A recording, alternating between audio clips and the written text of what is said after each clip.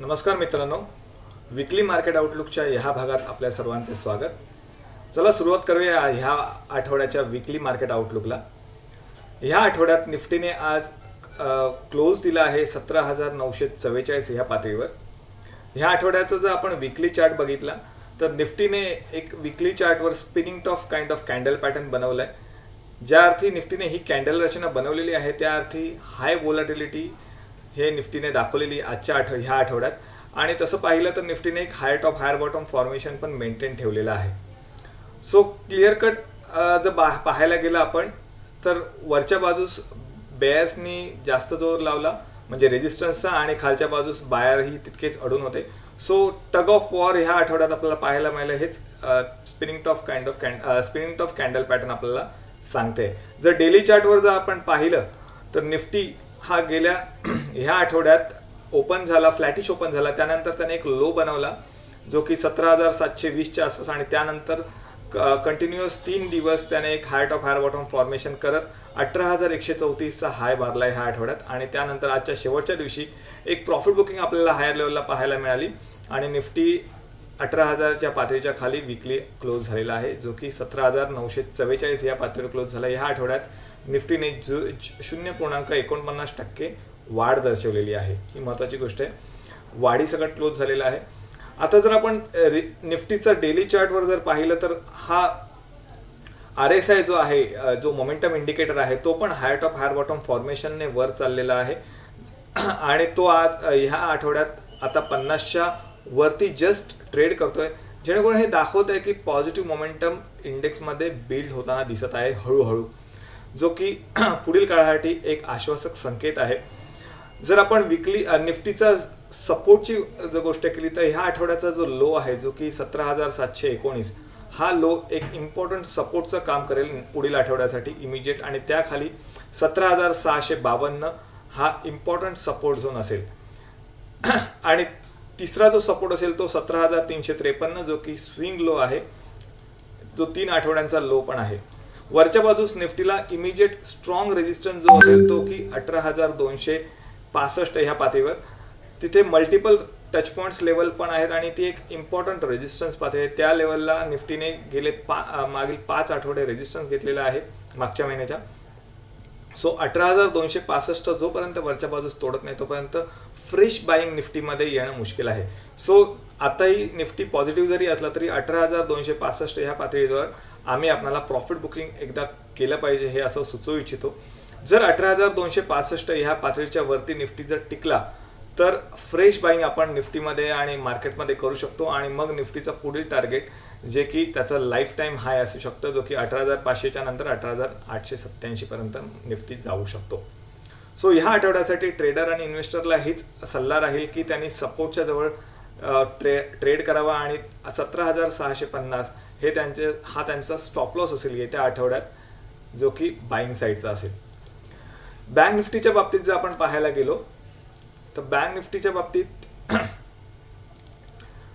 निफ्टीने निफ्टीच्या कंपॅरिझनमध्ये खूपच अंडरपरफॉर्म केलं आहे. निफ्टी जिथे 0.49% प्लसमध्ये क्लोज झाला, तिकडे बँक निफ्टी हा आठवड्याच्या आलेखावर 1.03% डाऊनवर्ड क्लोज झालेला आहे, जो की बँक निफ्टी क्लिअर कट दर्शवतोय की वरच्या बाजूस बँक निफ्टीला मेजर रेजिस्टन्स फेस करावा लागतोय. वीकली चार्टवर जर आपण पाहिलं तर एक बेरिश कॅन्डल रचना पण बँक निफ्टीने बनवलेली आहे आणि एक आउटसाइड कॅन्डल रचना बनवली, जेणेकरून हाय व्होलॅटिलिटी हे दर्शवतं. डेली चार्टवर जर आपण बँक निफ्टीचा चार्ट ॲनालिसिस केला तर इथे आपल्याला दिसेल की 42,000च्या आसपास बँक निफ्टी कंटिन्युअस रेजिस्टन्स घेतो आहे. आणि त्याने जी प्रिव्हियस ट्रेडिंग रेंज होती 41,250च्या आसपास, त्याही खाली आजच्या दिवशी क्लोज झालेला आहे आणि गेल्या 5 दिवसांच्या लोच्या खाली क्लोज झाला आहे, जेणेकरून बँक निफ्टीमध्ये बेरिश सेंटिमेंट ॲक्टिवेट होताना दिसत आहे, जे की येत्या काळासाठी एक सावधानतेचा संकेत असेल बँक निफ्टीसाठी. बँक निफ्टी येत्या काळात खालच्या बाजूस मार्गक्रमण करू शकतो. आता हे पाहणं महत्त्वाचं आहे की निफ्टी बँक निफ्टीला वरच्या बाजूस घेतो की बँक निफ्टीला खालच्या बाजूस घेऊन येतो. कारण बँक निफ्टीचं जर आपण इम्पॉर्टंट सपोर्ट झोन बघितले तर इमिजिएट सपोर्ट जो आहे 40,500 या पातळीवर, जिथे मल्टिपल टच पॉईंट ठेवले आहेत. आणि त्याखाली 39,419 जो की रिसेंटचा स्विंग लो आहे, त्या पातळीवर बँक निफ्टीला इम्पॉर्टंट सपोर्ट असेल. वरच्या बाजूस बँक निफ्टीला क्लिअर कट 42,000च्या आसपास मोठा रेजिस्टन्स फेस करावा लागतोय. जोपर्यंत बँक निफ्टी 42,000 ही पातळी तोडत नाही वरच्या बाजूस, तोपर्यंत बँक निफ्टीमध्ये फ्रेश बायर ॲक्टिवेट होणार नाही.